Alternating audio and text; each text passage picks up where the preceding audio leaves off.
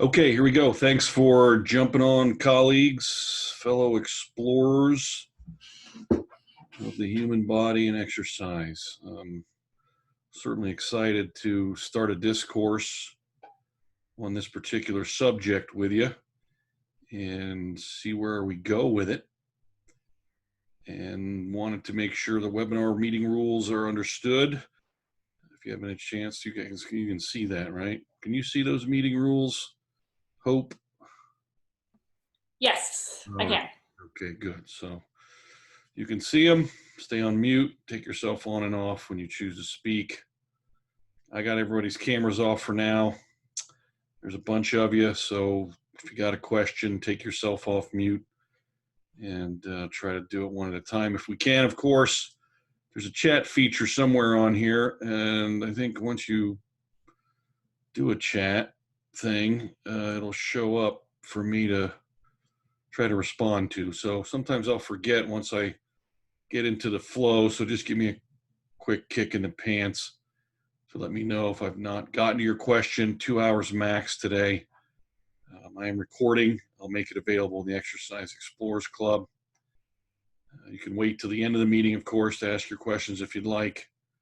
I'm going to start working my way through the document from the beginning. I've got some things underlined, and I'll do some commentary and exposition, but still will allow questions regarding any need to clarify content or questions about the content. So let's explore this concept of directionality, the QMAMC, an exercise prescription. And as you know, I'm an objectives goals guy, and wanted to put some things into context with Dr. Bertholz, a famous neurophysiologist, I believe. And this quote you'll see often in the literature that I'm involved in, at least, because I think it's important. Because when we talk about how the brain works, and of course the body, the main problem is to put mass into motion. So that puts us solidly in the laws of physics, Newton's laws right away, and motion, which is a change in position, has a direction. And what's interesting is I thought that the last line there, simple kinematic relationships connect the geometry of movement and dynamics. And so keep that in mind, that motion relationships with direction help us with understanding, help the brain and the body understand and perform the movements, and of course the dynamics of the calculus of managing mass or inertial moment in space-time, in and out of a gravity field. But we're going to be talking about a gravity field primarily. So terminology, try to provide some terminology. So you'll have to tell me if you need some clarity on some of this terminology. As we go, we're talking about space and time, and combining those ideas and the notion of spatio-temporal, and trying to, for many years in my career, trying to understand how the human body, the human system perceives, constructs, and navigates in a spatio-temporal environment. And so that's really what we're talking about from a research perspective, and to see what the research and philosophical constructs about this currently say. I've given you some examples peppered throughout the document that I found, and hopefully if you find some more that either reinforce or contradict anything that you see here, then send it in. We need to see both sides.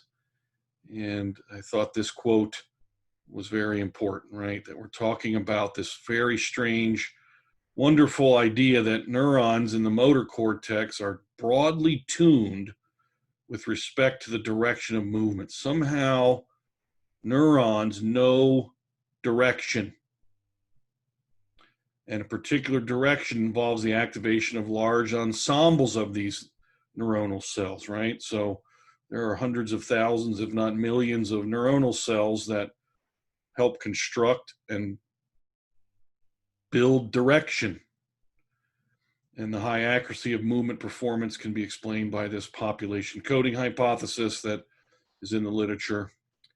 And this idea that there's a preferred direction for this neuronal ensemble, and how the population of neuron cells encodes direction and length. Of course, when you're talking about motion and you're talking about direction, you have to be talking about distance, and distance is about length. And so this is an important idea, and cell frequency of discharge is associated with particular movement direction. So how quickly they are polarizing and depolarizing somehow encodes in the neuronal population direction. It's wild, wild. This is what we're talking about in terms of direction, relative directions and cardinal directions. And we're going to be primarily referring to relative directions. Although there are ordinal directions, just like there are ordinal directions in cardinal directions, north by northwest, south by southeast, et cetera, et cetera. There's left by right left, and up by down right. And so that's a very interesting notion. And clearly the neuronal network and these ensembles have the ability to transition through these relative directions, through the cardinal planes that we generally understand as sagittal, transverse, and frontal. And direction and understanding direction is associated with reference frames, just like in Newtonian mechanics, physics. You need inertial reference frames.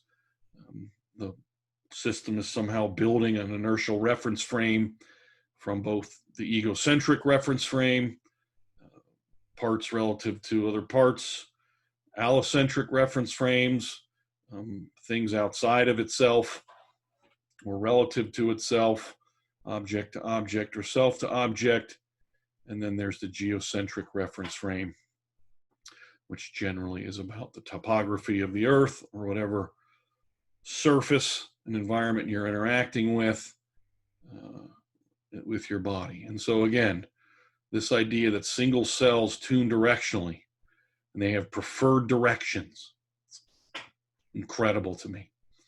And that they are working off trigonometry, that somehow your neuronal network understands trigonometry, and that angles formed between directions of particular movements and preferred directions of the cells are somehow understood within the embedded neuronal network. Incredible. And so the question I've been asking myself, and I'm kind of throwing out there maybe rhetorically, is, you know, when you're working with a client in the context of exercise, which direction reference frames do you use? Which ones do you think they're using? Egocentric, geocentric, allocentric reference frames. And what I found in the literature in the next quote is that clearly egocentric reference frames are used in this particular research study, fixed to the hand, but it's also relative to an allocentric reference frame. And clearly the conclusion there is that haptic spatial processing bases its properties in the interaction of a plurality of reference frames. So again, the nervous system is not just relying on one, it's using multiple reference frames to orient itself and decide to move in direction, let alone move in that direction, which is, again, incredible, which is probably why we move about our environments so efficiently. So we're talking about orientation and directionality and directions, and how does the system really calibrate itself to a spatio-temporal environment to decide a direction and to move directionally. To what unvarying measure do humans really calibrate their orientation system? And it's, you know, my thought at this point in time that it's gravity, and that since our behavior and perceptions have evolved in a gravitational field, which is why astronauts, and even if you're tumbling around in the ocean and in waves, you get disoriented very quickly when the presence of gravity is distorted in some way, but we each have an internal model of gravity. And so I think that's the ultimate axiomatic reference frame, which you'll see, which you saw in reference to the hypothesis that I'm currently working with in this area. And so our brains are wired for direction. It's unbelievable that there's some innate directional abilities and that we have cells that give us neural maps of our environment. That's pretty exciting. We're trying to solve this problem of moving in three-dimensional, four-dimensional space, if you're including the time part. And so, when sensory input is instead used to instruct the generation of motor commands, it must be interpreted in terms of the current state of the motor system. And we've talked before from a thermodynamic perspective, that current state dictates the next state or change in state. And so we're constantly trying to understand current state and recognizing that the work that we put into the baseline sampling, allostatic load ranking, range of motion, qualitative output measurements, subjective sensations, all of these things are attempting to give us a sense of the description of current state. And so this is important to understand, and that when someone goes to move, they can only move from their current state.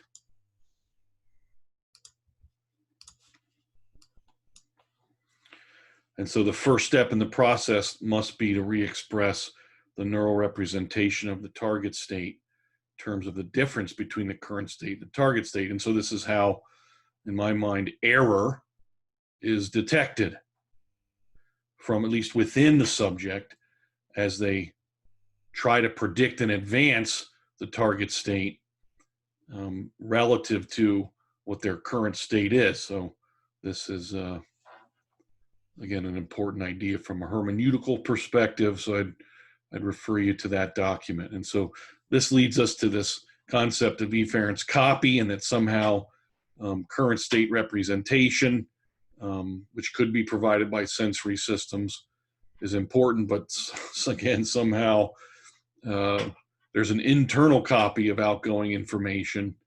And this idea that the motor system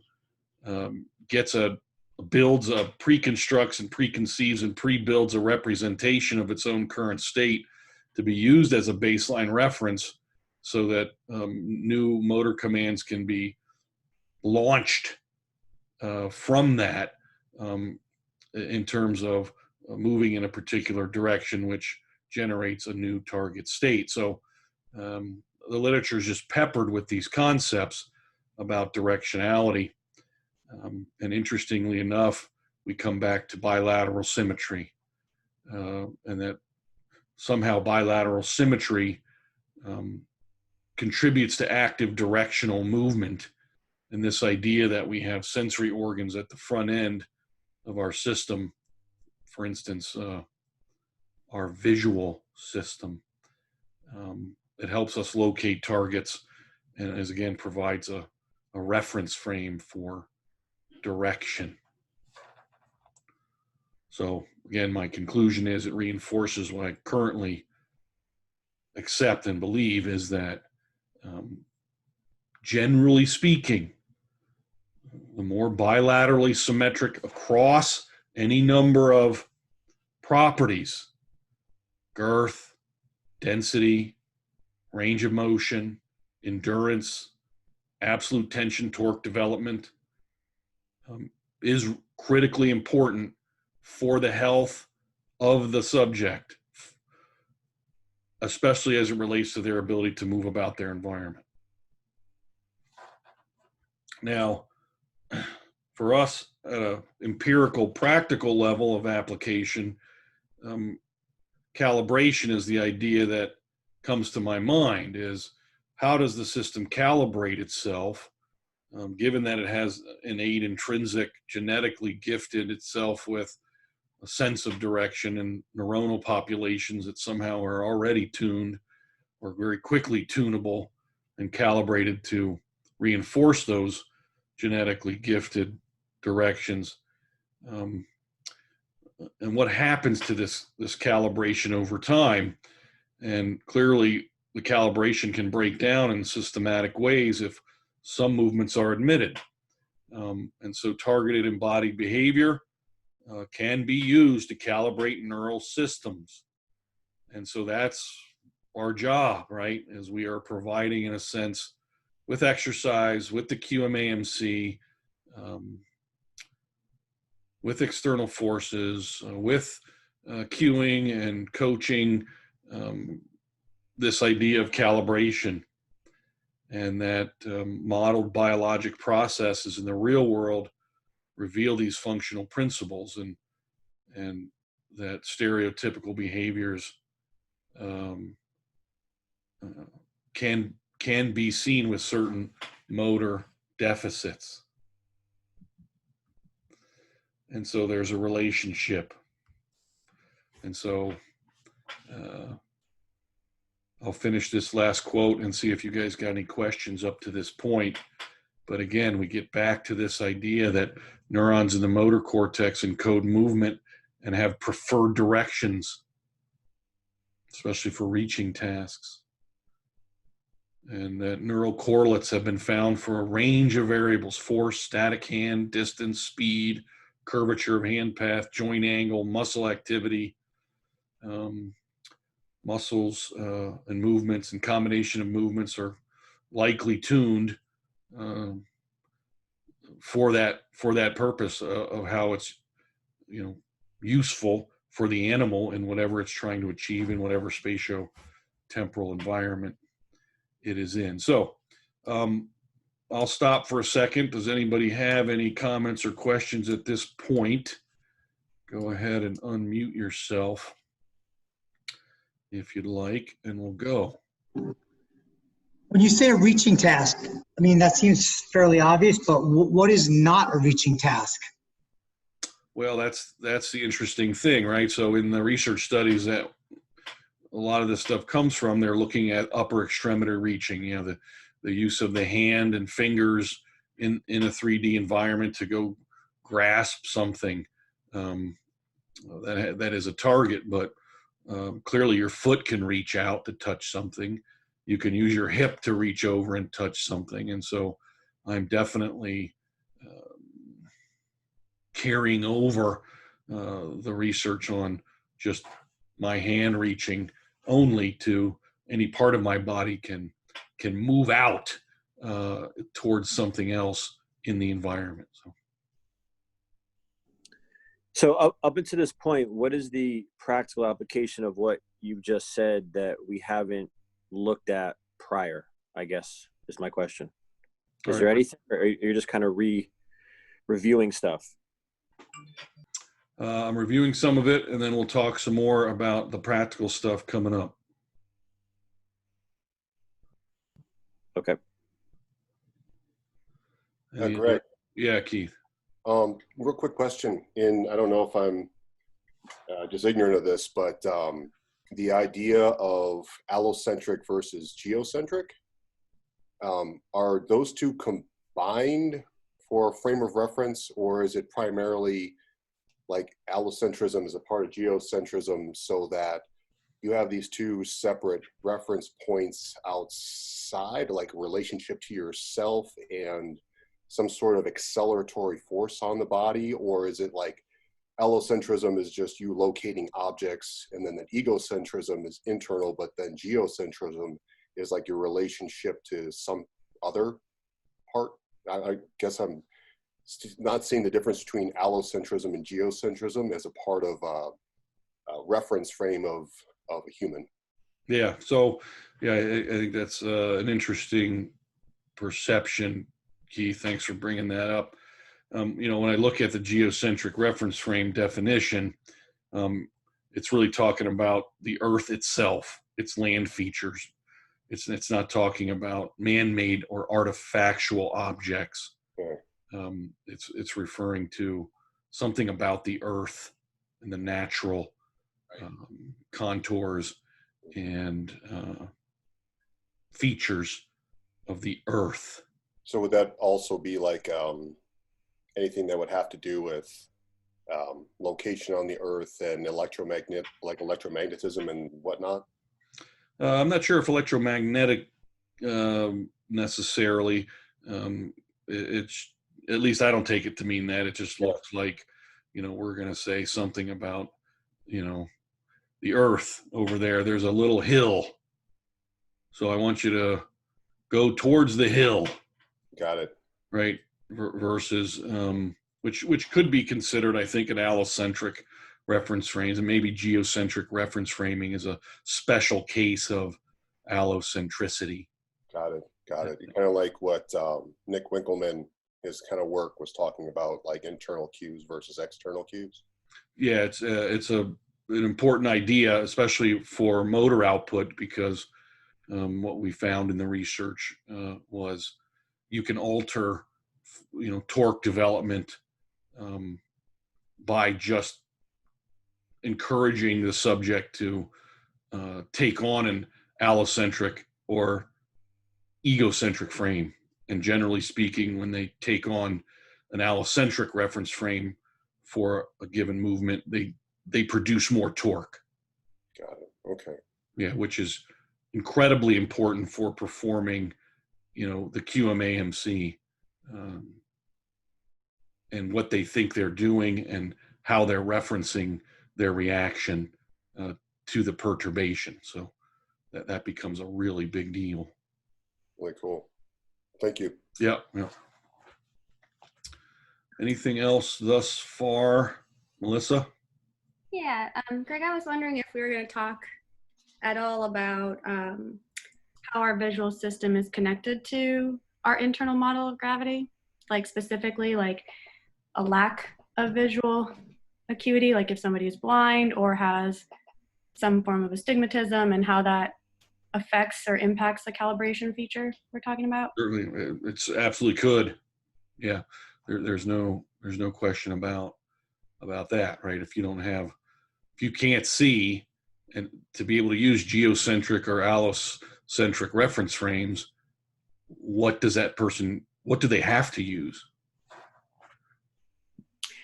Well, I know I was listening to a neuroscientist was doing work with blind people, and that they were still able to leverage this internal model of gravity through different light therapies. So I was just wondering if there was a way that you're considering leveraging that for helping physical health with people with visual challenges.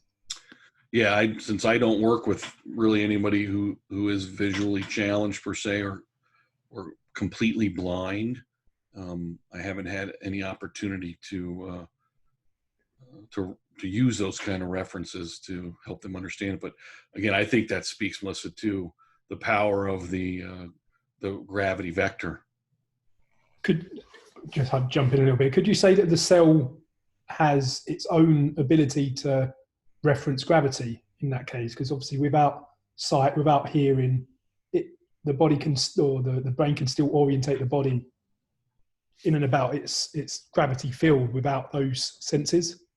It must. I mean, that's the only thing that I think, Lee, that can explain why we have a genetic, intrinsic, preloaded capability of understanding the gravity vector or recognizing the gravity vector. I used to do a lot of judo when I was younger with the blind team, and as soon as they got hold of you, they knew exactly where every part of your body was, where every part of their body was. And these guys were completely blind in some cases. So that's where my thought came from. Pretty amazing, right? Yep.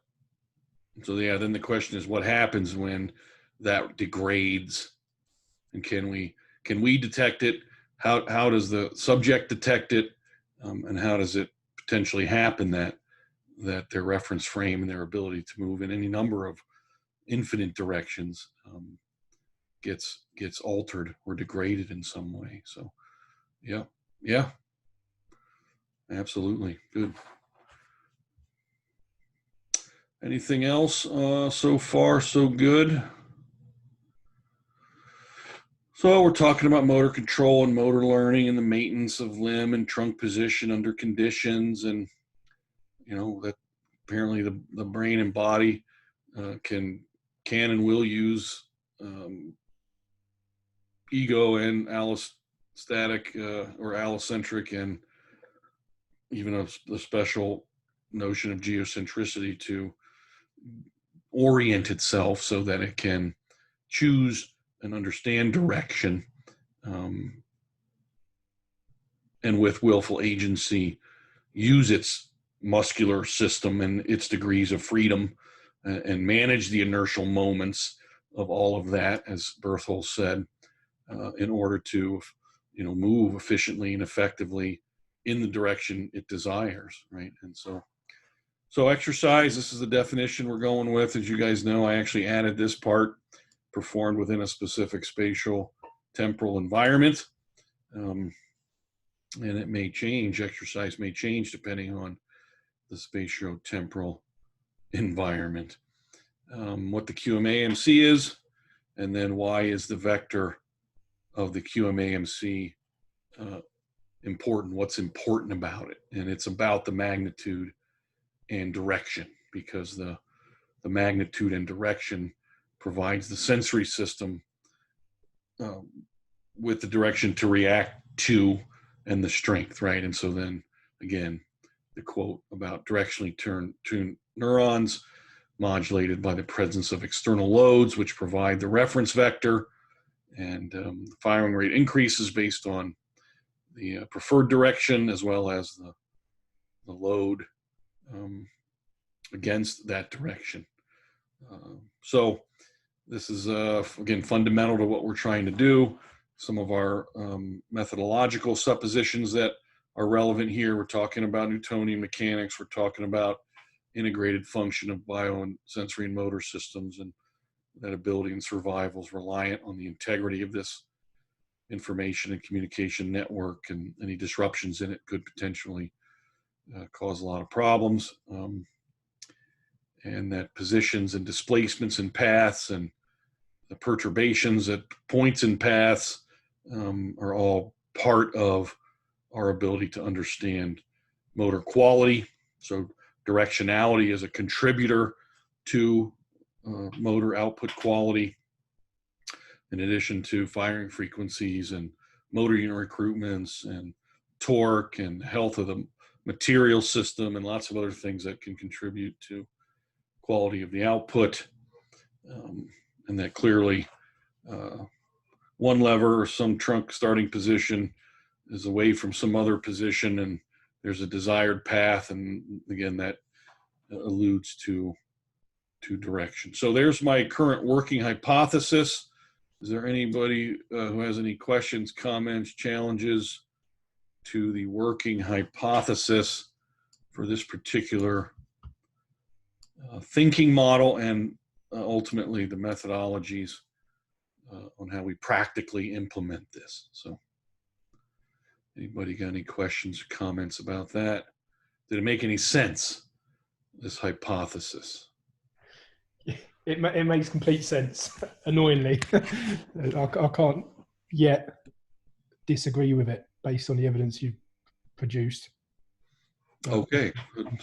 I can't disagree with it yet either, but like Lee, I'm waiting to disagree. Good. Well, please attack it, tear it apart, find the holes in it. It's going to change. Again, this is current working hypothesis. And so we'll see where it goes from there. So I submit it to you, my colleagues, for intense scrutiny and peer review. So to wrap it up and get into the practical stuff, neural networks do not explicitly encode symbolic knowledge, right? They represent knowledge as a pattern of unit activities, particular points in time, and the knowledge is stored across the entire network rather than in one particular node.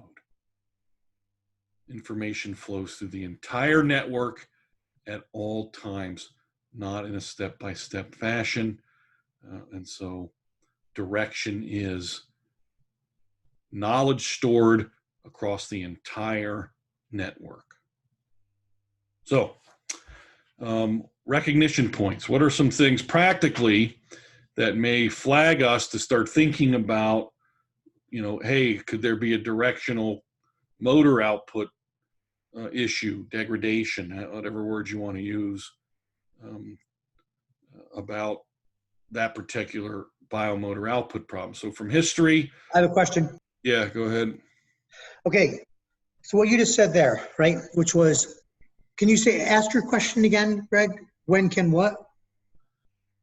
When can we get a sense of or suspect that maybe there's a directional, potential directional degradation of the motor output control? Is that right? Is that what I said? Well, Jay got disconnected. It's too bad for Jay. Hopefully he can join us again. All right, well, right, there's the history stuff. Things you may directly observe are some things that might trigger you to start thinking directionally. And then how would you create and promulgate exercises for improving control? My ideas for setting up and providing QMAMCs would be to start relative, which for us would be cardinal planes, frontal, transverse, sagittal, going left or right, going left or right through the frontal plane, going left or right through the sagittal plane,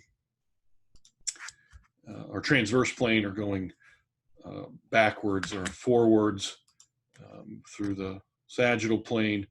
And then we can talk about some ideas on using myos, isos, and plyos to reacquire directional sense and stability.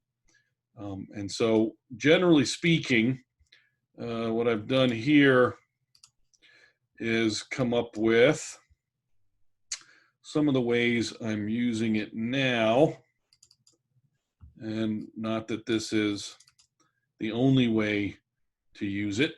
Hopefully I'll give you some ideas on how to use it. And so if we're looking at somebody lying supine on the table, and that is the direction of right and left,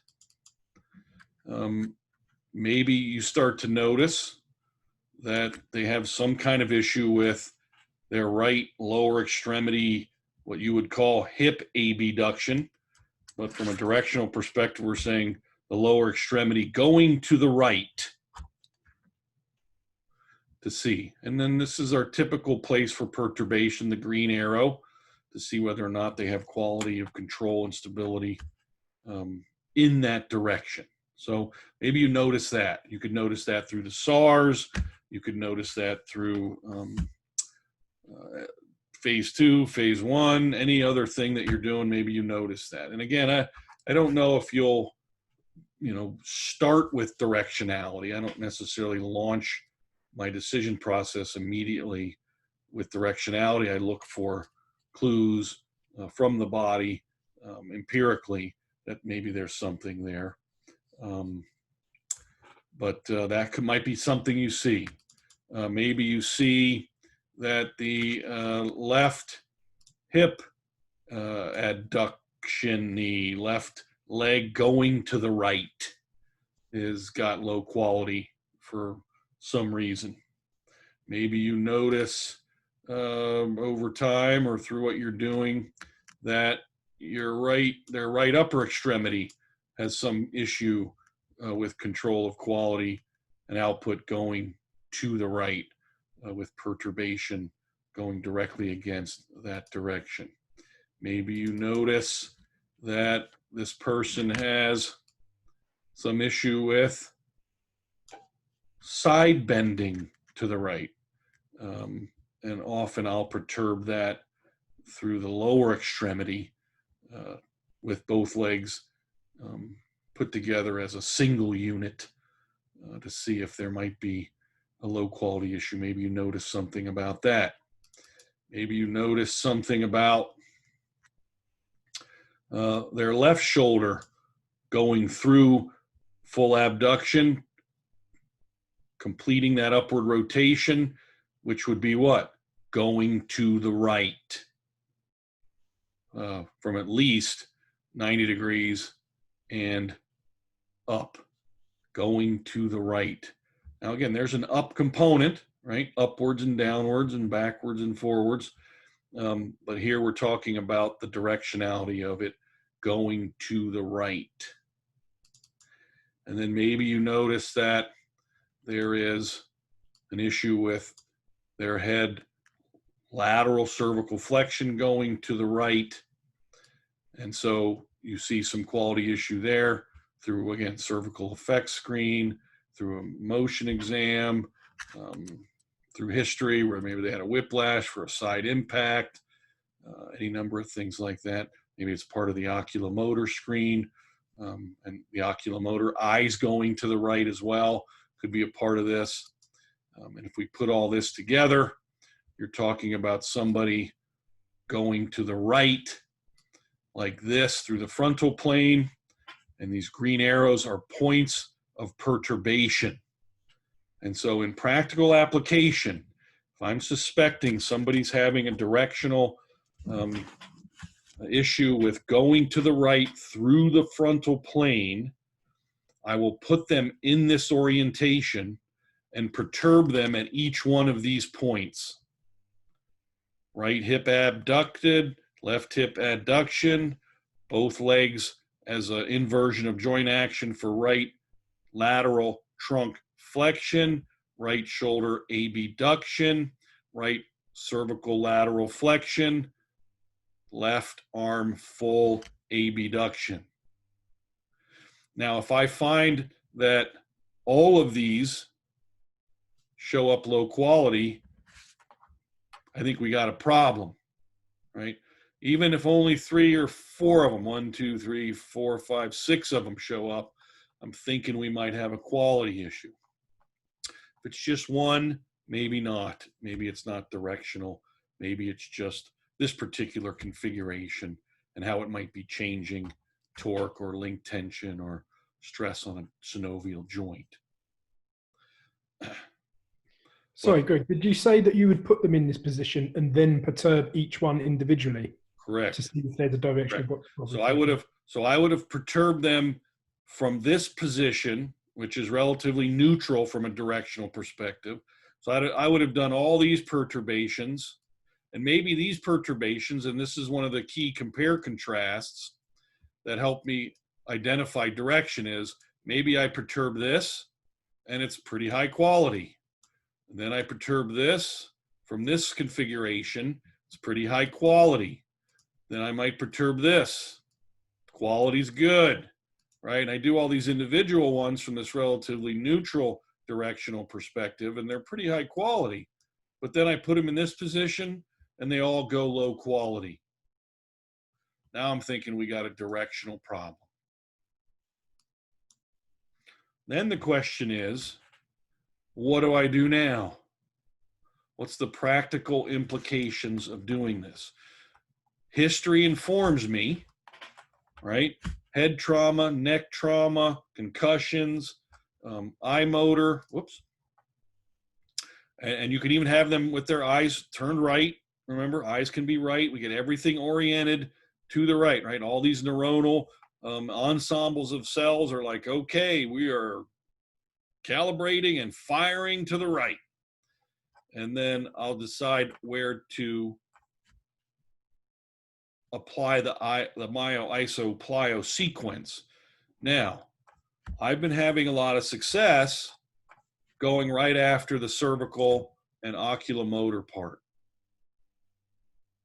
And why do you think that Why do you think that would be? Why do you think working with the head, neck, and eye system might have regional or systemic effects on the quality of output in the rest of the system?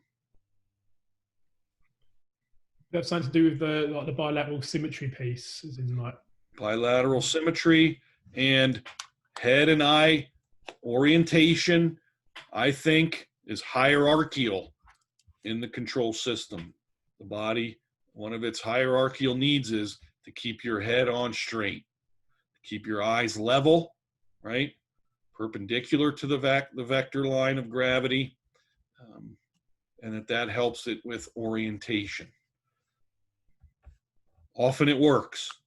I do a myo-iso-plyo sequence against this lateral cervical flexion.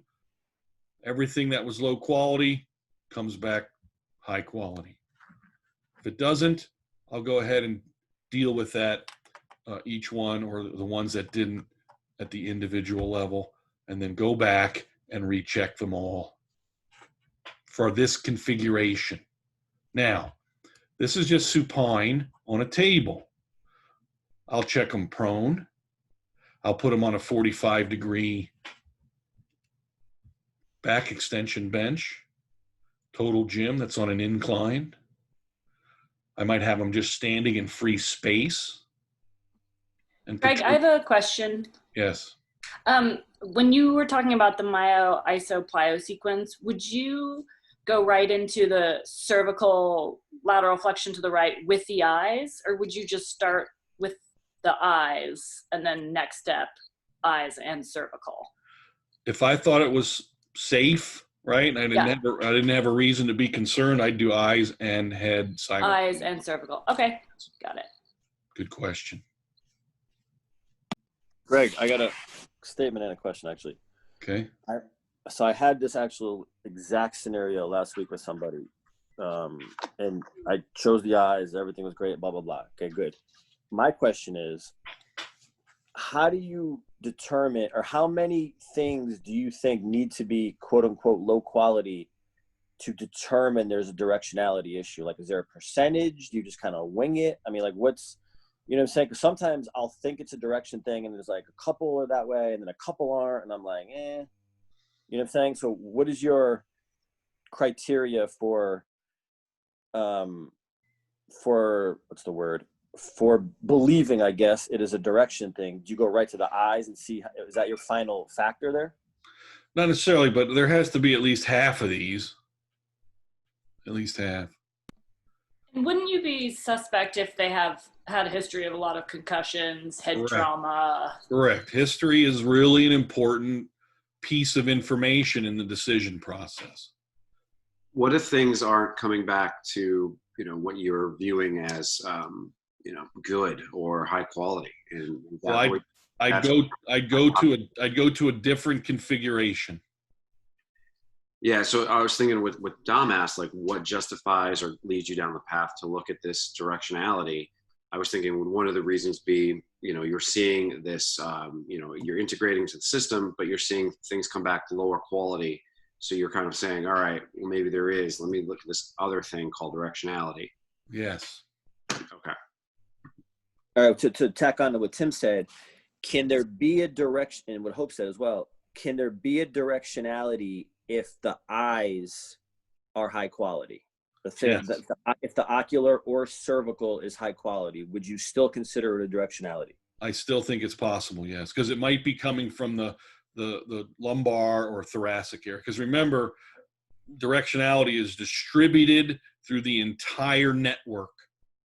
I just don't always know if it's the entire network or regions in the network. I don't know. Okay, so another question, I guess, would be, does it matter? Right? Like, so does it matter if we call it directionality or not, or we just address things as low quality like we would either way? Like, does that make a difference? Only in the assessment of how you might set up the configuration and the QMAMCs. But ultimately, that is the goal, is no matter what the configuration or the scenario, we want high quality to happen. So that makes sense. Okay, thank you. Yeah. So, like, maybe the only thing The only trauma to this person might have been the left upper shoulder girdle, 2 rotator cuff surgeries, a frozen shoulder, right? Well, I might, in that case, not start with the head or neck. No concussions, no neck injuries, no issues with the eyes. But when they're in this orientation, this, for whatever reason, this shoulder girdle disrupts the directional tuning and capability of the rest of the body. It's possible that it can do that.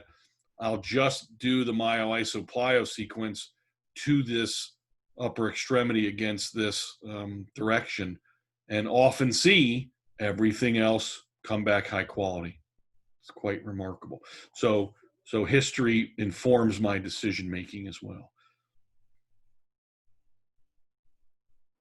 I have a question. Yeah. What about on a different plane other than the frontal plane here that you're showing on the table?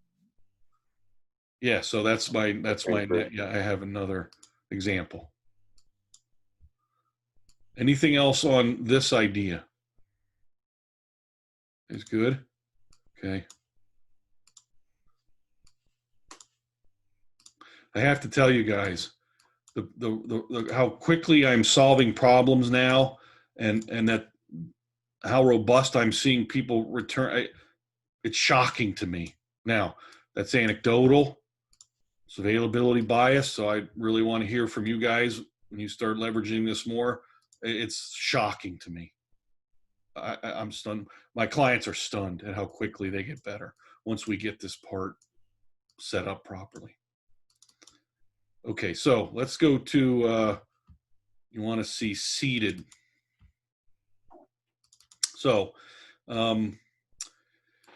here's our seated position for directionality, right and left.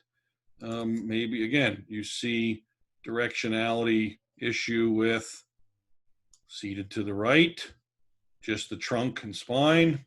And you could do this standing as well. You could do it standing, no problem. I tend to start seated, but I'll go to standing.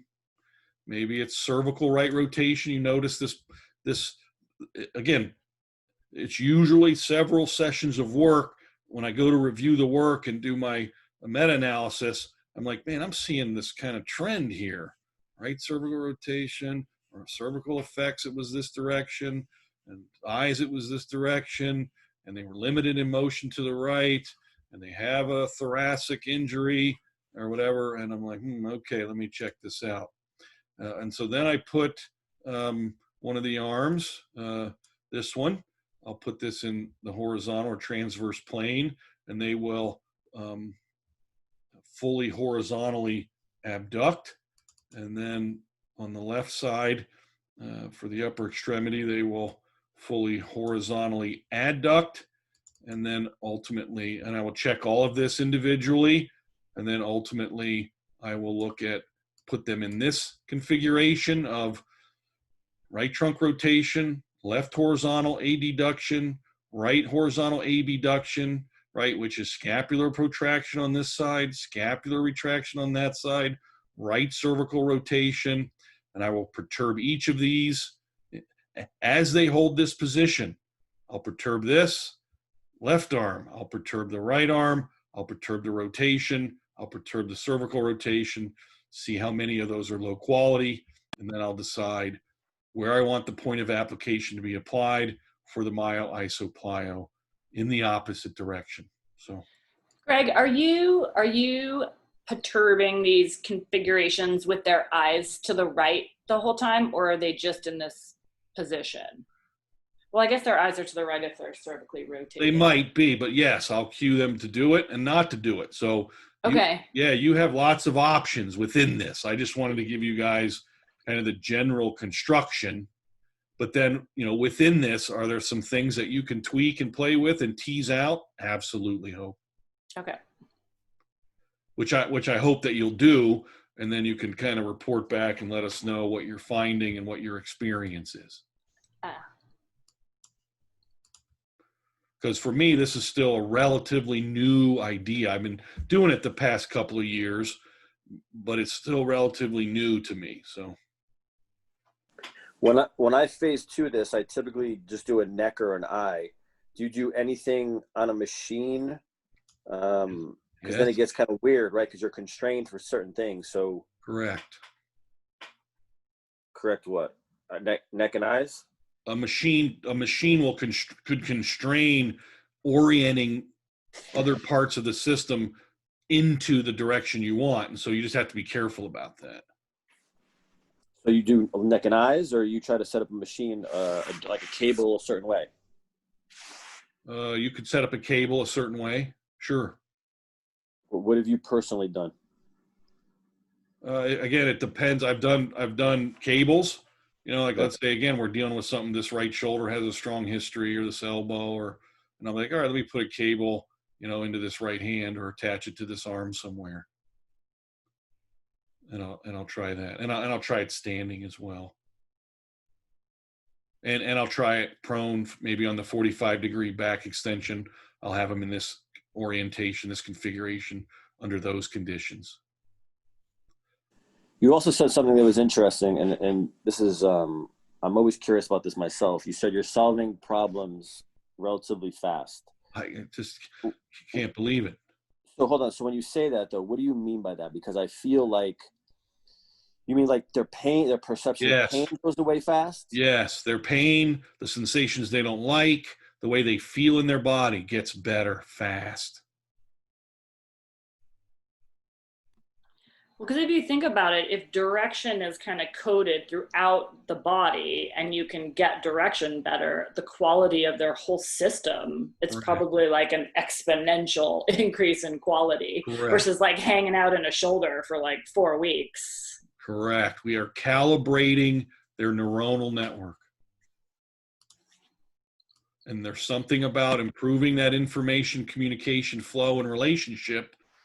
You know, again, this is philosophical. I understand it, that, and so I'm you know, there's some holes in that idea, but it seems axiomatic to me anymore that we live in a gravity field. We have all these inertial segments that we have to try to figure out how to manipulate and control.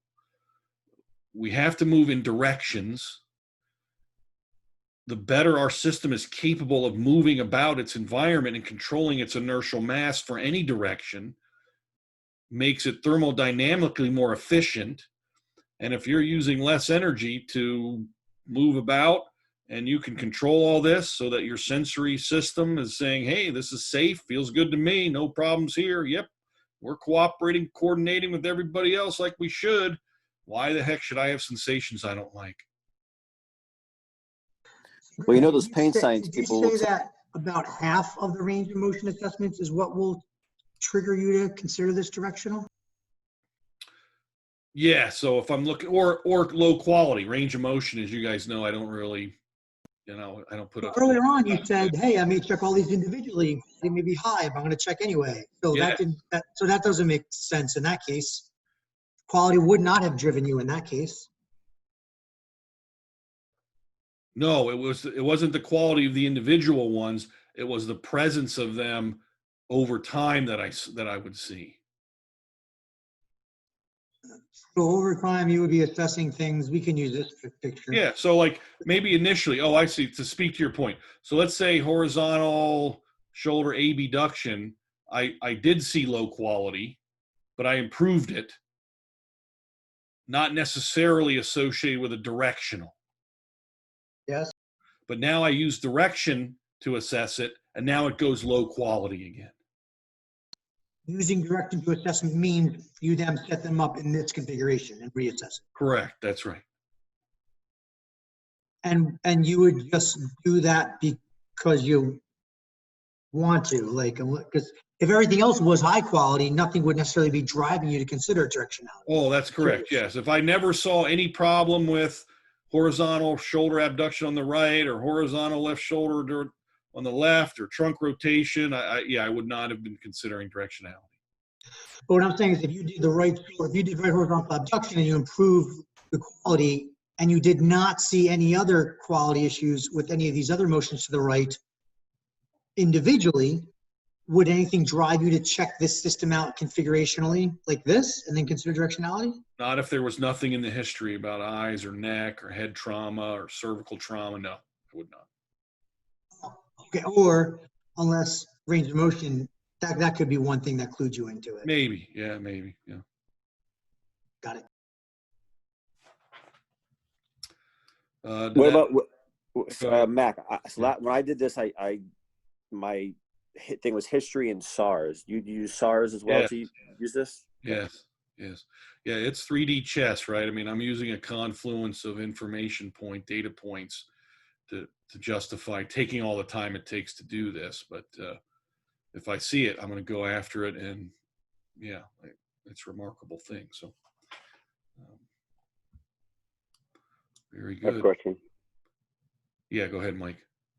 All right, so after you've gotten in the high quality with directionality, how do you reinforce that? Like, where would we go from there?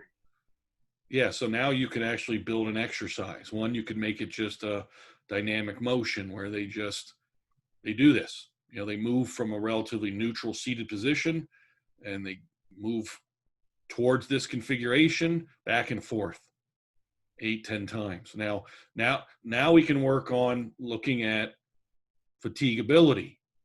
So I might say do this 10 times and then I recheck all of this. Might be low quality, parts of it are low quality. I let them rest for 30 seconds, or I check QM/AMC every 10, 15 seconds to see if they recover. And so now it's about endurance or fatigue, right? It's about fatigue threshold. And so then I might design an exercise and say, okay, you know, you did 10 of these, you held up real good. Let's do another set, 2 sets of 10. Looks real good. I just want you to do this every day until I see you again. That's the prescription, right? So that's this section here about decision making, different configurations, depends on allostatic load and risk, where you might do the QM/AMC or actually point of external force application.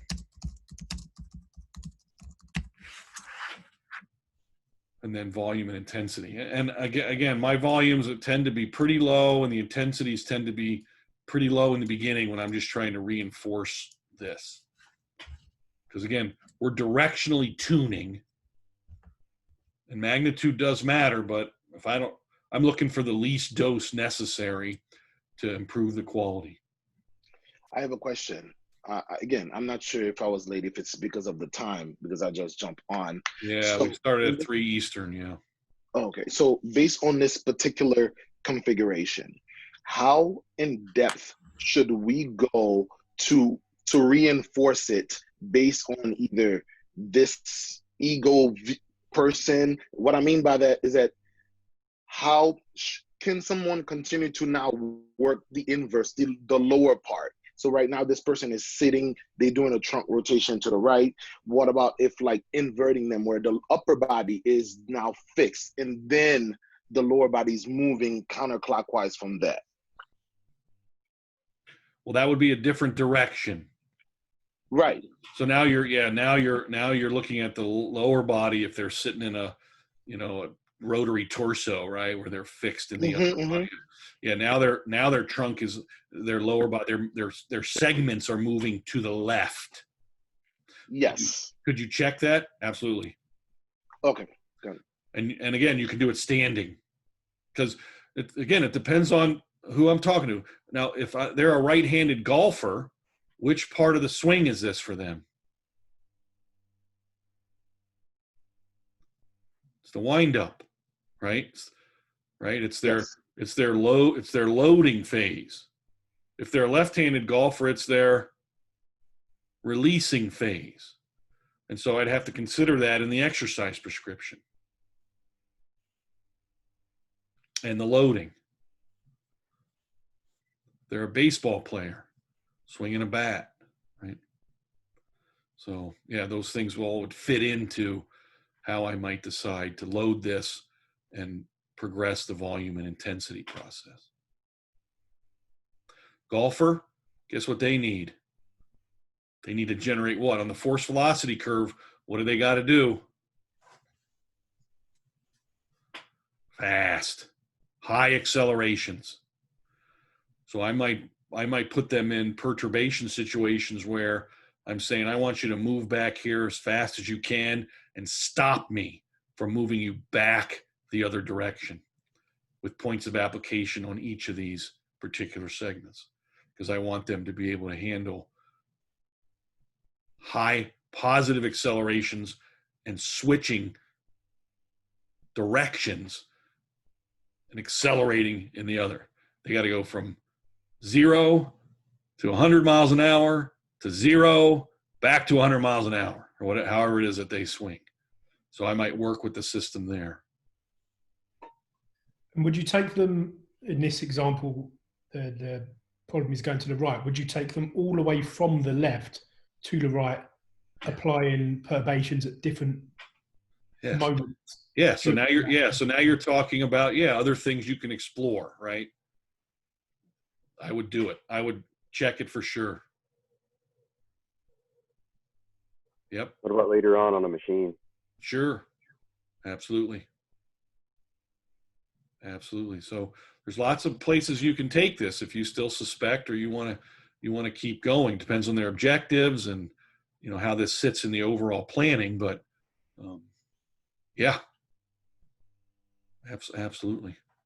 They've had 3 spinal surgeries, and we got material issues to deal with in their spine or neck. I might spend a lot more time with it. If I have no history of anything in the spine or lumbar or thoracic area or neck, this is just something to do with a head injury, and it's more oculomotorly driven, I might not spend as much time. So remember our materials, sensation, and control paradigm in our decision model. So would you also consider different configurations, like obviously they're in hip flexion now, in hip extension, standing, obviously? Standing, yes. Do it standing, do it prone on the 45-degree back extension, absolutely. Lots of ways you can go here. Yeah, you're not stuck. Not a protocol, right? We're not into protocols around here. So, okay, and then another example. Let me get rid of some of these pictures, and we'll look at some other stuff that I wanted to at least share with you. Improve our conversational fodder. Let's see. Where is that? Oh, there it is. So here is about prone. So prone, if you wanted to start again on a table, right? We're talking about going backwards right now. And again, this description would be what? From a egocentric frame. Because from a gravity field perspective and a allocentric frame, it'd be going upwards. We'd be going up. But right now we're thinking about it and looking at it from a backwards perspective. And so you might look at individual things at first that might give you some leads. The hip extension. Ipsilateral shoulder extent. Whoops, no, that's the wrong one. How the heck did that happen? Ipsilateral shoulder extension. Going backwards relative to the body. Relative to the body. That's why some of these things matter about framing, right? Just lumbar extension on a fixed lower body. And then this idea of everybody in the pool, right? Ankle plantar flexion, hip extension, trunk extension, shoulder extension, cervical extension. Individually perturbing each of these things beforehand and then while they're in the configuration. Then I do the other side. Then I might do it bilaterally. Push on both legs simultaneously with the head, push on both legs simultaneously while I push on the shoulders while extend the arms while extended, push on the, right? So now we have 2 points of force application, which I like to do a lot. So.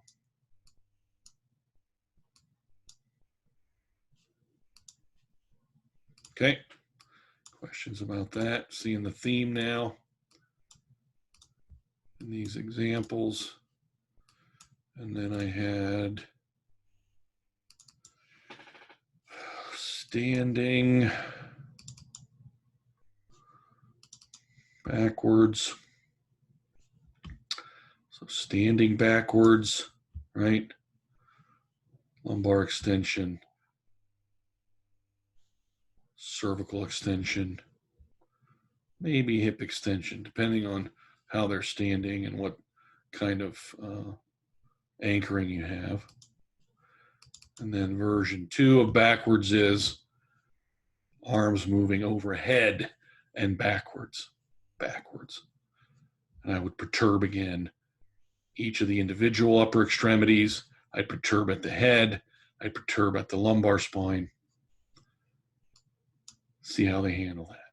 Mac, when you perturb standing, Yes. What is your anchor situation? Do you use that 45-degree total gym? Do you actually have them stand like freely in the middle of the room? Like, how are you? What's the anchor situation?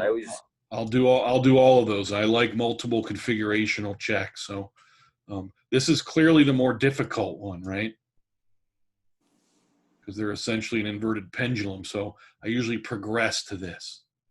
So I'll go from prone on the total gym to prone on the table to prone on the 45-degree back extension to standing prone or standing extension. No, but I mean, are you holding anything, or they're just like Nope. literally in the middle of the room? Freestanding. Correct. And you're not holding them at all. Nope. Okay. I just want to see how they can they react. So this might be someone that you found there's a problem going backwards in prone. You've worked on that, myo-isoplyed that for a couple of days, a couple of weeks, however long, and then you've gone to the total gym and then to this. Yeah, because this one biases everything to what? Kind of that allocentric and gravity line thing, right? So I'm giving their system a bunch of different looks to make sure they can be directionally tuned under a couple of different frames, under a variety of conditions. So you're taking them, as well as configurationally, you're taking them through the frame of reference as well. Yes, that's what's very interesting. Because I'll ask them, what are you thinking about when I go to do this to you? What are you thinking about? Are you thinking move your head back? Are you thinking try not to move your feet? What are you thinking about? Are you thinking about how far away you are from the ceiling? What are you thinking about? And then now you can even start to play with that idea.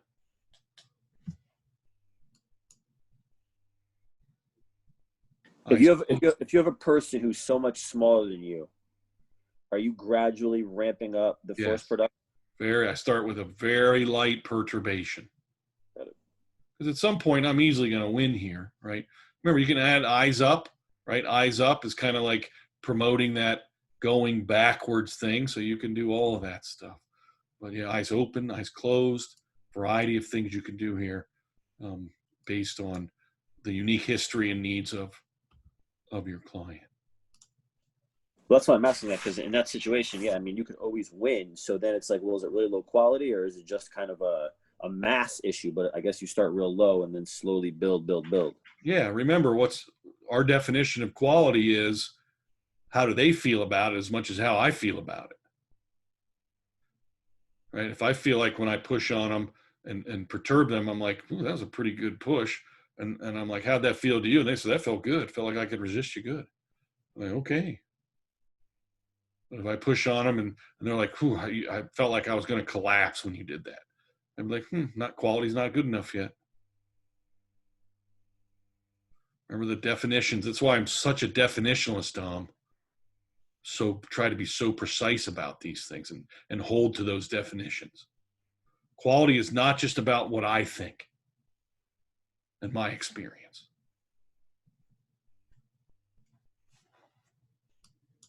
It has to be about them too. Whoop, and that's a standing forward thing, right? Going forward. Flexing, arms flexing, cervical flexing.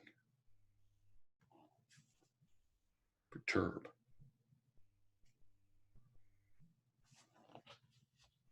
Or you would just perturb anywhere against them. Yep. I might perturb on their sternum, perturb on their forehead, push their arm out of the flexed position. Yeah. Ipsilaterally, left, right. Might do it bilaterally. How's this feel? And then, did I do prone, seated, standing, supine to the right? Did I do supine forward? Now that you see the theme, right? Did I do this one? That. Right. Hip flexion going forward. You could modify that. Maybe do it this way, going forward. If they're standing, right, it would be going up. Flexing, going forward. Trunk flexion, going forward. Cervical flexion, going forward. Dorsiflexion.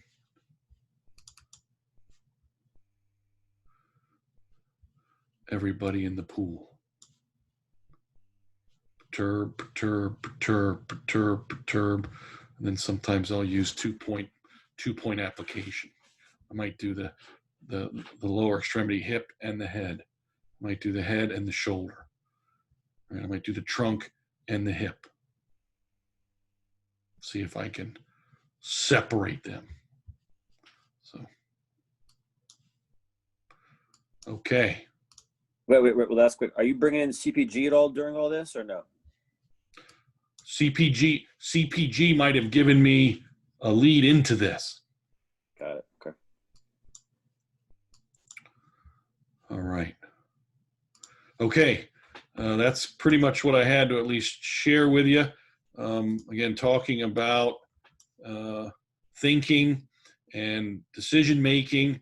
We talked about using a variety of configurations and conditions, allostatic load and risk. Keep that in mind. It's a lot of torque produced when you're doing two-point applications or having to maintain multiple segments against gravity and the torque of that.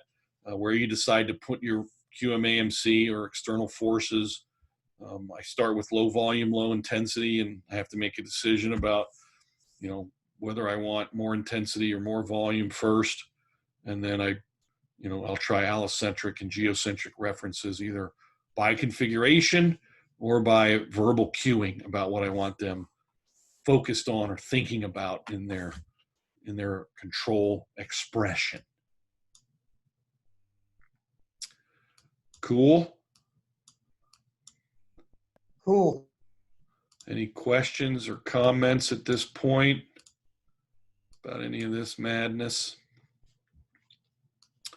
Alex, you got anything? I'll just go down the list. Alex, you got anything? No, just trying to take it all in. This is all new for me, as you know, so. It's pretty new, right? Super interesting. I know you're super busy, but it would be awesome if we could get those pictures of the little wood guy.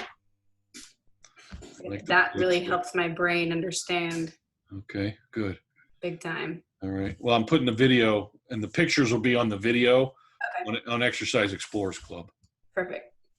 I think you. you're a member already. Yeah. Curtis, you got anything? Curtis, he left the building unless he unmutes himself. Mr. Nisdu, you got this already. Yeah, I've already asked some more questions than everybody, so I'm good. Did you get some new ideas Not today? me. You know, I always pick up little nuances, of course, but I literally just did this last week with somebody, so I'm glad to know I'm kind of, you know, doing what you're doing, I guess you could say. But yeah, I always pick up new things. Always the multiple configurations I always have to remember in my head, right? As many possible scenario, and also the standing. I always am curious about the brace, not brace. Like I said, am I just pushing this person over because it's low quality, or I'm just that much stronger, or blah blah blah. So yeah, I picked up those nuances, so I appreciate that. All right. Hope, you got anything? You good? Yeah, I'm good.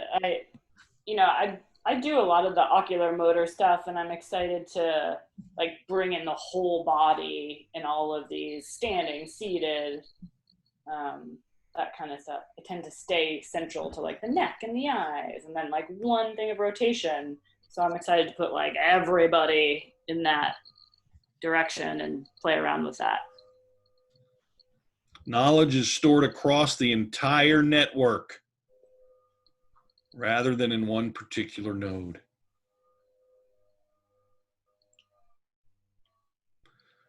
Eve, you got anything? You good? Yes, very interesting information as always. It's great to hear how you're doing things in a different way and how to stimulate it to think about it outside of the box. There's just so much information. It's just awesome. I think we're outside the box. What do you think? Think we're outside the box, Keith? For sure. Crazy. We are completely outside the box. You got any thoughts on this? I know this is like brand new to you, right? Yeah, it's mind-blowing a little bit, not gonna lie. All right, we love to do that. But on a separate note, Keith, that picture is phenomenal. I got to get one of those. Thanks. We actually have one with us holding hands as well. That's definitely the best one of the whole group. It's tremendous. Very nice. Very creative. I love it.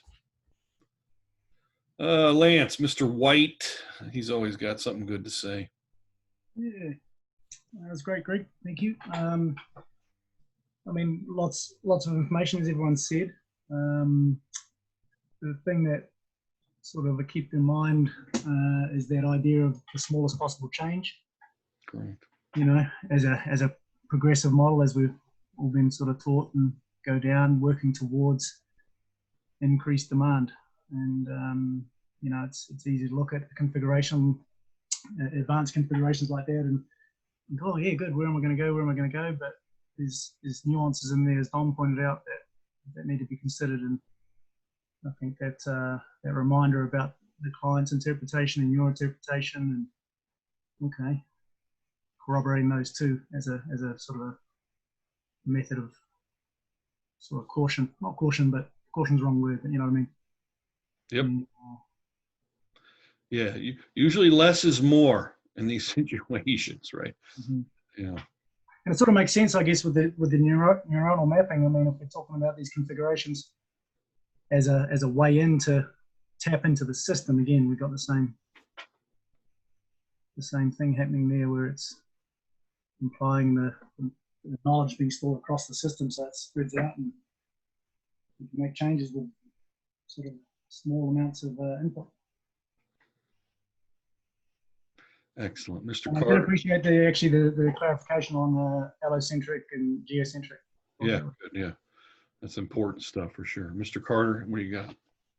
It was interesting for me about the way the frame of reference would change based upon the configuration they're in. Yeah, right. That's a very interesting thing. Something I didn't realize at first, but then I realized, wait a second, when they're on their stomach, it's a different thing than when they're standing. What are they using? maybe they're using the table for reference when they're on their stomach, but on the table, but when they're standing, what are they using? The floor, the ceiling? So obviously they're not having to worry about stabilizing themselves as such. Right. Yeah, it's a different base of support. That's right. Yeah. That's the biggest thing for me, I think. And mind being blown as per usual. I just spend most of my time laughing to myself. So, yeah. Excellent. Melissa, words of wisdom. Yeah, no, this is great. I think I really I like the connection between kind of like neurological synapses and how that really, creates the speed of the positive response that we're looking for, with directionality. I mean, it's leveraging a lot of how neurons actually function and how quickly they actually speak with all parts of the body. So I'm really excited, and I've used some of this stuff too. So it's kind of cool to be seeing how it's progressing or how you're progressing it and playing around with that. So I like this idea of directionality kind of, or any, I guess, directionality deficits can impact joint stability, and that we have a space to leverage that. So I think that's pretty cool to tie the neurophysiology with the physics of the joints. Yeah, let us know what you find out. Do you have clients now who are challenged in one of their sensory systems? I do. Yes, I do. I have 3 clients. I have one that's fully blind, one that's partially blind, and then one that has glaucoma in one eye, the left eye. So, and there have been some difficulties with other left side joints. So I'll be curious to see how this plays out. Yeah, let me know about that. I'd like to talk to you about that. Yeah, that'd be great. Cool. Mr. Robles, you're good to go? Good, thank you. Mr. Weitzner. After our private conversation that didn't include Dominic yesterday, I feel pretty good. See, you're always poking the bear. Dom, you're going to have to get to Florida and put him in a headlock. I was just going to say, the next time I see him, I'm going to choke him unconscious. Always teasing. Mr. Schmidt at the end. Sorry that the time wasn't quite right, but from what you... No, that's me. I love this. I know you know that. I think from a configuration of full body direction thing, the only thing, as you were showing the little puppet here, was the arm. I think my look of the arm position is a little different as I've been playing with this, especially with myself. So earlier when you were going to full extension standing, my thought process would be taking the arms overhead to full extension going backward instead of extension from below. Okay. Because I don't know, from my mindset, I'm looking at what is the way for the body to use the least amount of energy using gravity with it. So I guess it's some conversation we can set up time to do later. We can set up a session time to kind of like talk about it. Sure. Because I think my mindset was a little bit different when I was looking at it. That's all. Sure. It's good. Yeah, maybe a volleyball player, you'd want to look with the overhead part. And a Nordic cross-country skier, you'd look at the shoulder extension part, right? But thank you. And last but not least, Mr. Livingston. Thanks. Good stuff, as always. You had me thinking a lot about the volume and the intensity. And with your example, when that thing was all the way to the right, and you said you would go to the neck pretty much, if the history and all that led you there. But do you ever do something like a myo maybe for that cervical system and then move to a different joint and then progress that and then come back and kind of move through that way for the volume intensity? Yes. Okay. Yes. But I have them in the configuration and the direction while I'm doing it. Okay. So you'll have them completely there and then you'll move from joint to joint. Yes. Okay. Yeah. That makes a lot of sense. Thanks. Yeah. All right, you guys, thank you for jumping in on that. I really appreciate it. That was fun. And as you explore this more, I don't know, I'm not sure what else you can find out. Let us know what you're finding out. We'll talk about it some more, and maybe you'll discover some cool things and new uses, and and some holes that we need to fill in. So, all right, have a good weekend. Thanks, Greg. Thanks, Thanks, Greg. Greg. Greg.